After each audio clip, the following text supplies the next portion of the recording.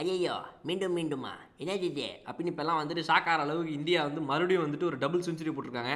Team score மட்டும் double century கிடையாது, டீமில் உள்ள வீரர்களும் டபுள் செஞ்சுரி போட்டிருக்காங்க. ஆமாம், இவர் ஒரு சிங்கிள் செஞ்சுரி, இன்னொரு சிங்கிள் சேர்ந்து டபுள் ஆயிடுச்சு இன்னைக்கு. பாய்ஸ் அண்ட் கேர்ள்ஸ் எப்படி சொல்லுங்க, ஹாய் ஃப்ரம் பாலா. என்ன நடந்திருக்குது அப்படின்னு பார்த்தீங்க அப்படின்னா, நம்மளுடைய சாம்சங் டிவி அன்புடன் அழைக்கப்படும் சஞ்சு சாம்சன் இந்த முதல் T20யில் இந்தியா சவுத் ஆஃப்ரிக்காவில் வந்து ஒரு செஞ்சுரியை போட்டாப்புல. அதை முடிச்ச கையோட அடுத்ததாக என்ன பண்ணார் அப்படின்னா, இன்னைக்கு வந்துட்டு இந்த 4வது T20 மேட்ச்லேயும் ஒரு செஞ்சுரியை போட்டிருக்காரு.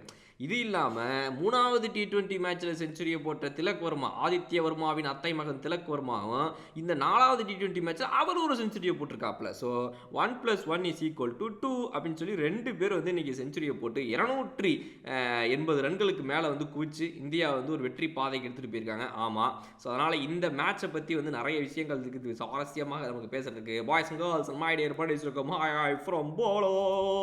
எஸ், இந்த சனிக்கிழமை மாலையிலே சந்தைக்கு போகும் வழியிலே அப்படின்னு சொல்லி காலையில் எந்திரிச்சு என்னன்னே மேட்ச் என்ன ஆச்சு நேற்று அப்படின்னு பார்த்து போய்க்கும் புரியல எனக்கு. 283 எப்படி அடிச்சாங்க அப்படின்னு பல பேர் வந்து ஷாக் ஆகிட்டு இருக்கிறாங்க. ஓப்பனதாக இறங்கின சஞ்சு சாம்சன் 56 பாலில் 109 ரன், 9 6 6 4. அபிஷேக் சர்மா 18 பாலில் 36 ரன் அடிச்சு அவருடைய ஐபிஎல் ஸ்டைல் ஒரு சின்ன கேமியோ ஆட்டு கடகடன்னு கிளம்பி அவர் பாட்டுக்கு வீட்டு பக்கம் போயிட்டே இருந்துட்டாப்புல.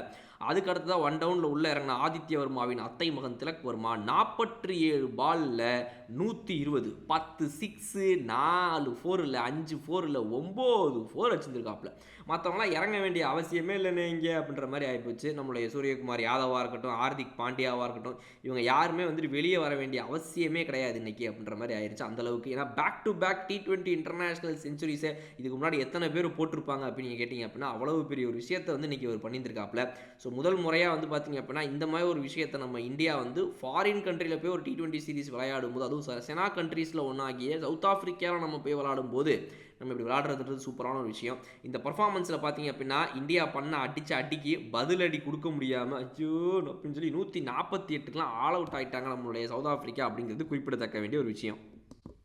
இந்த சீரீஸ்லேயே வந்து ஒரு மிகப்பெரிய எல்லாருக்குமே ஒரு கேம் சேஞ்சிங்காக இருந்த விஷயம் என்ன அப்படின்னா, இந்தியாவை பொறுத்த வரைக்கும் பவுலிங்கில் வந்து அவங்களால வந்து கமாண்டபிளாக நிறைய விஷயங்களை பண்ண முடிஞ்சுது. இப்போ இந்த 3வது T20 மேட்ச்சை கிட்டத்தட்ட போய் தோற்று போனாங்க, ஜெயிச்சாங்க அவங்க லாஸ்ட் மினிட்ல. கொஞ்சம் ஒரு ஓவர் லூஸாக போட்டிருந்தா அவங்க தோற்றுருந்துருப்பாங்க.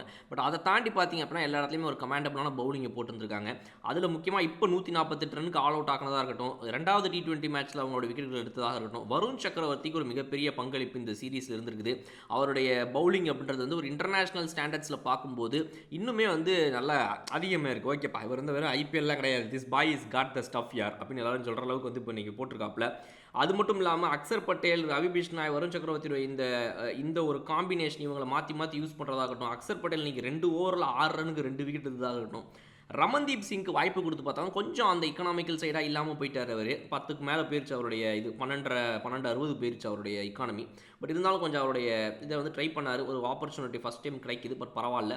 ஹார்திக் பாண்டியா நல்ல பவுலிங் இன்றைக்கி போட்டார். ஹர்ஷ்தீப் சிங், இந்த 2 ஃபாஸ்ட் பவுலர்ஸ் தான் தே செட் த கேம். அதாவது ஹர்ஷ்தீப் சிங் வந்துட்டு 3 ஓவரில் 20 ரனுக்கு 3 விக்கெட் எடுத்தாகட்டும். ஹார்திக் பாண்டியா 3 ஓவரில் 8 ரனுக்கு ஒரே ஒரு விக்கெட் எடுத்தது.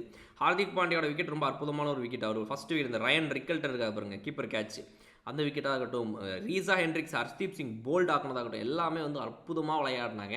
ஸோ அதனால் இந்த மேட்ச் பற்றி இந்த அற்புதமாக ஒரு 283 அடிச்சு இந்த மேட்சை பற்றி உங்கள் கருத்துக்கள் என்னன்றதை கமெண்ட் செக்ஷனில் சொல்லிவிடுங்க.